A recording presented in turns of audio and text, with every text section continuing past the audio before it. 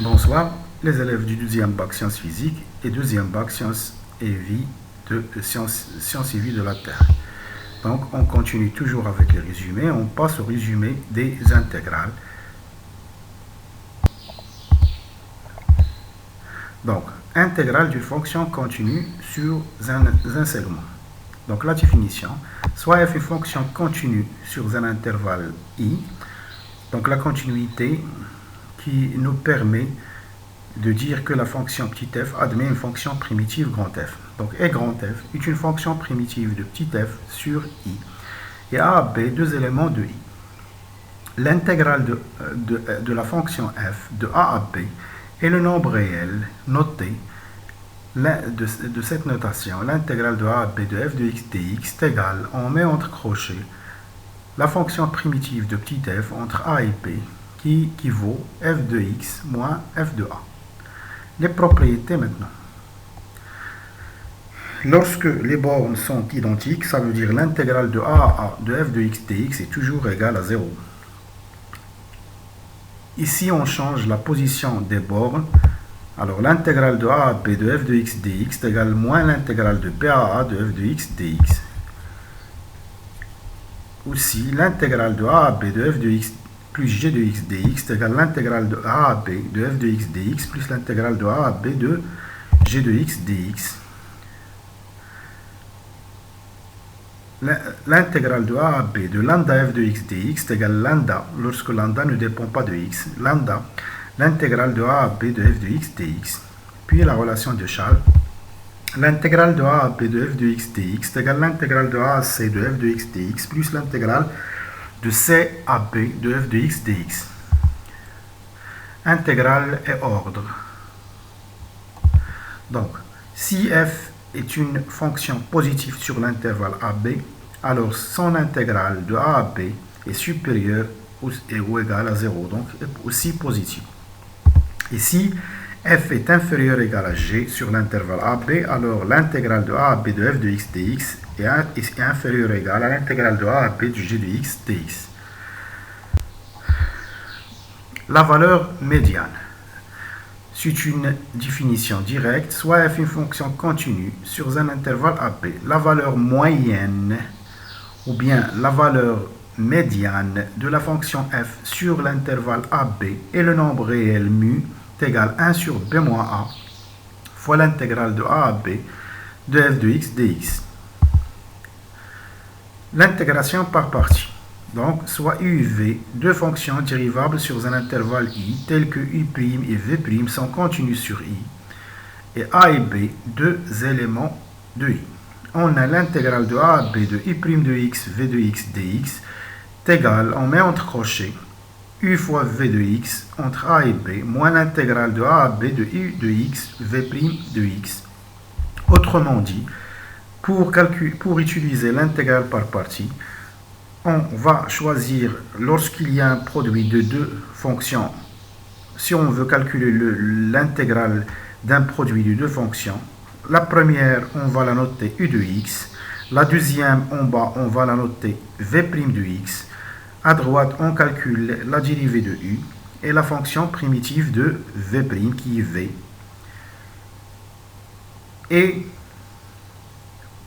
on applique la propriété, ça veut dire l'intégrale de a à b de u de x fois v' de x dx est égal, entre crochets, on met u de x fois v de x entre a et b, moins l'intégrale de u' de x fois v de x dx.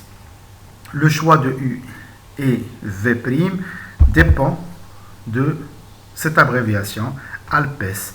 Ça veut dire le choix de u, on choisit en préférence l'arc tangente s'il existe, là, puis ln, puis polynôme, puis l'exponentielle, et enfin sinus, cosinus, tangente. Donc, c'est l'ordre de choix de la fonction u.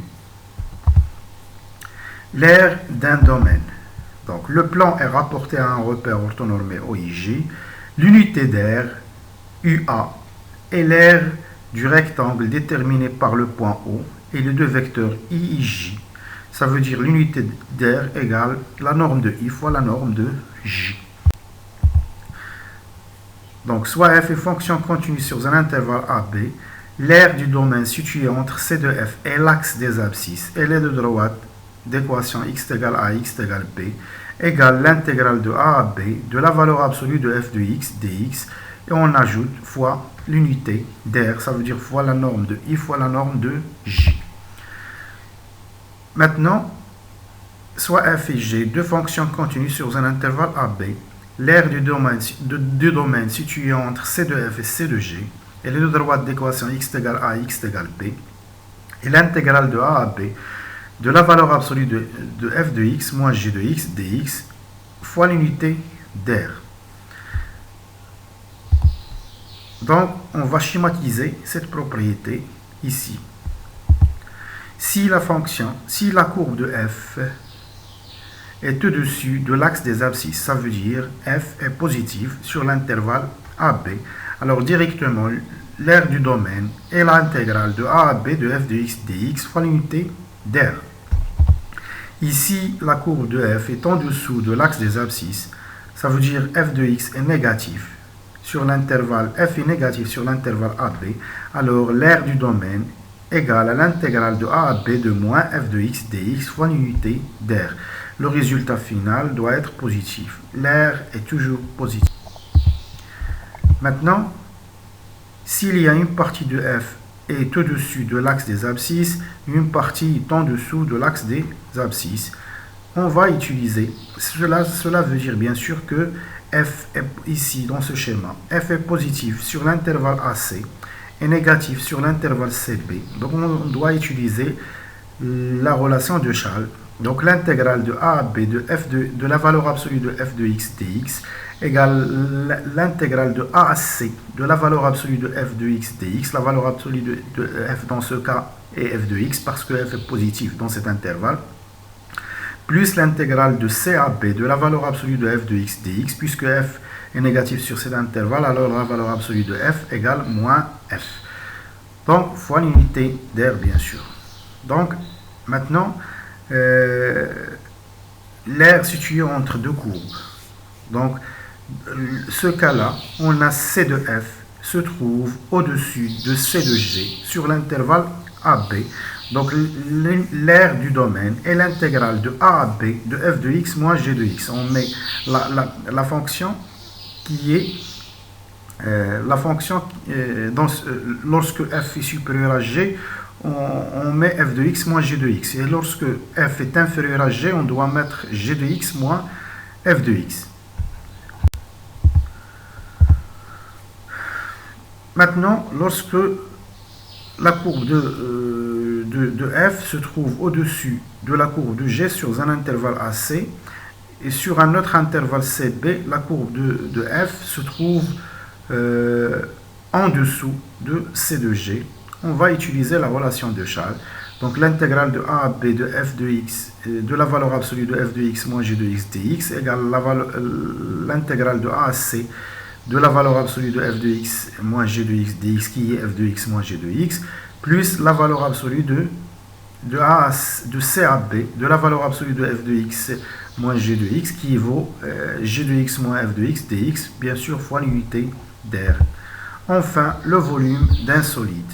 Donc l'espace est rapporté à un repère orthonormé OIGK et F, une fonction continue sur un intervalle AB.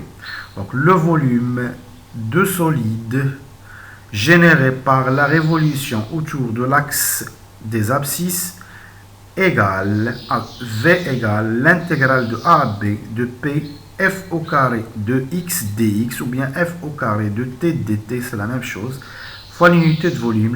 L'unité de volume vaut la norme de I fois la norme de J fois la norme de K. Donc c'est une propriété directe pour calculer le volume de solide généré par la révolution autour de l'axe des abscisses.